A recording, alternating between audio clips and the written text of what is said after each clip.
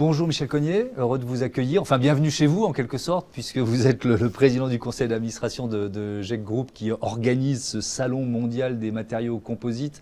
On était déjà venu ici l'an dernier, c'est un salon qui mérite son nom. C'est vraiment, ça parle toutes les langues, on est impressionné de l'amplitude de ce salon et de ce marché. Il faut peut-être en dire un mot. J'avais commencé par ça l'an dernier déjà, mais ça pèse quoi? Ça pèse combien de milliards d'euros ou de dollars? Alors le marché, on prend à deux niveaux différents. Si on prend le marché des matériaux composites, donc un matériau composite, vous avez à la fois un renfort, une fibre, carbone, verre, et ce qu'on appelle une matrice, qui est une résine, souvent, qui peut avoir différentes origines. Si on prend ces matériaux et les combinaisons qu'on fait ensemble, le marché au niveau mondial pèse plus de 40 milliards d'euros de chiffre d'affaires. Donc c'est une industrie forte. Si on prend le niveau des pièces, c'est-à-dire que ces matériaux, on les transforme pour faire des pièces qui sont utilisées dans pas mal d'industries, et le marché dépasse les 100 milliards d'euros de chiffre d'affaires. Donc sur le salon, vous avez à la fois des fabricants de matières et des fabricants de pièces. Et alors ce qui est bluffant, c'est quand on se balade dans les allées, c'est à quel point finalement ces matériaux, ils sont partout dans nos vies. Alors, on les retrouve dans beaucoup d'applications différentes. La population, en général, leur première confrontation au composite va être dans les activités sportives. Il y a énormément d'équipements sportifs qui utilisent des matériaux composites, mais vous les avez dans vos voitures, vous ne les voyez pas. Dans le transport, les trains, les avions, à plus de 50% des masses. Les éoliennes que vous voyez dans le paysage, les pales sont 100% composites. Donc, il y a beaucoup de marchés qui utilisent des matériaux composites, d'application. Ça fait plusieurs décennies que vous travaillez dans cet univers. Est-ce que l'innovation, c'est le mot le plus important?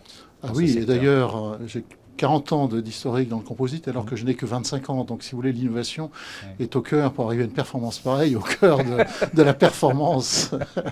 Voilà. Donc, dans les composites, ils sont développés autour après la Deuxième Guerre mondiale. C'était l'arrivée du verre en Europe par Saint-Gobain, une société française, qui a développé une fibre de verre. Et c'était le départ vraiment des composites. Alors après, si on va aller plus loin, il y a beaucoup des constructions. Vous prenez de la paille et de la boue, vous construisez un mur, c'est un matériau composite.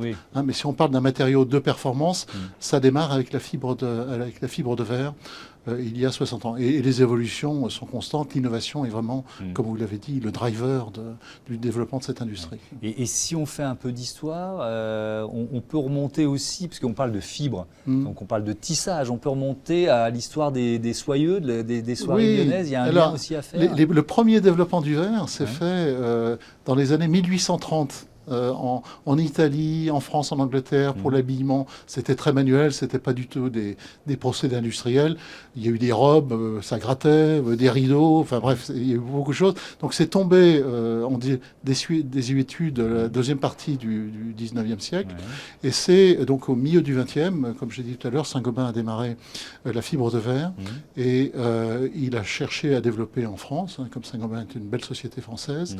Et les seuls tisseurs qui à l'époque étaient capables de transformer cette fibre de verre, qui est fragile, ont été les soyeux lyonnais.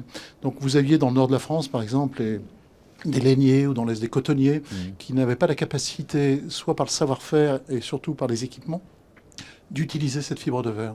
Et en France et en Europe, le développement des matériaux composites est vraiment partie de la région lyonnaise.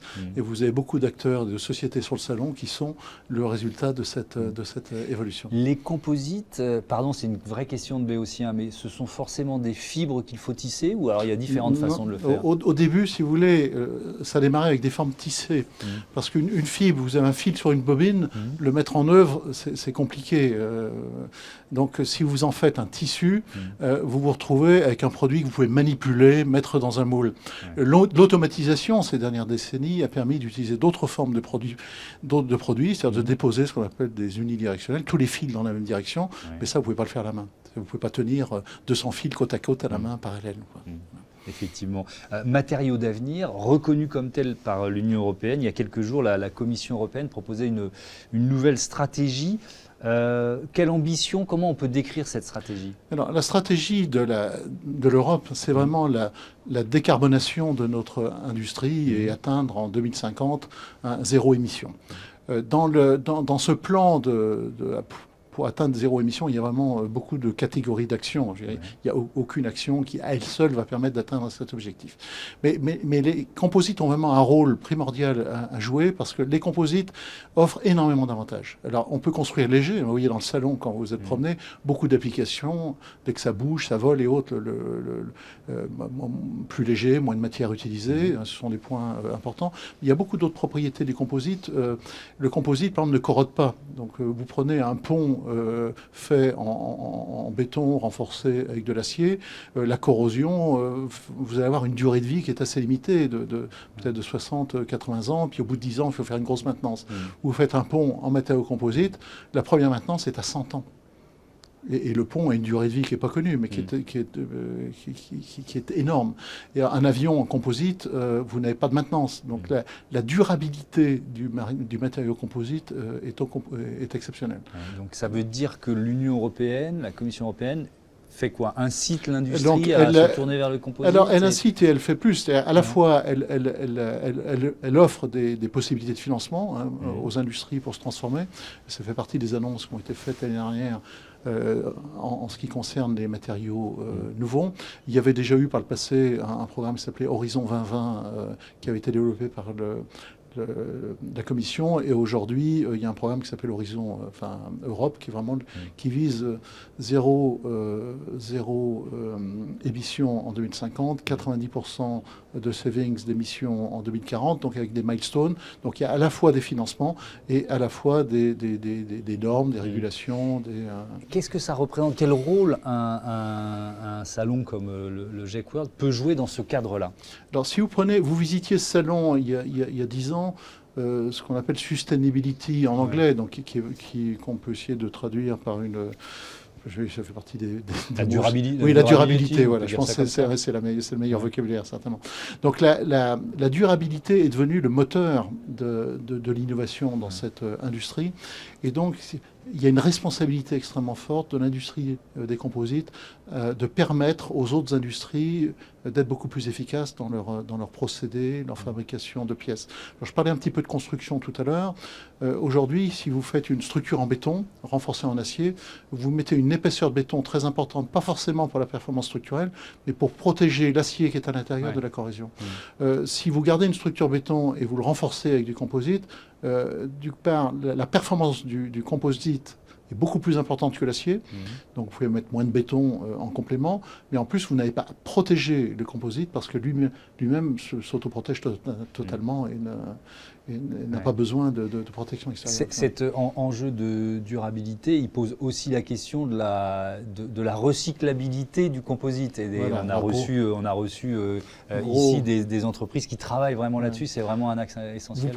Vous avez reçu des entreprises qui ont été soit finalistes, qui ont été finalistes des awards. Vous remontiez il y a 10 ans, l'aspect recyclabilité ou l'aspect durabilité, sous le sens sustainability en anglais, il y avait très peu de dossiers. Aujourd'hui, plus de la moitié des dossiers d'innovation dans le composite touchent cet aspect.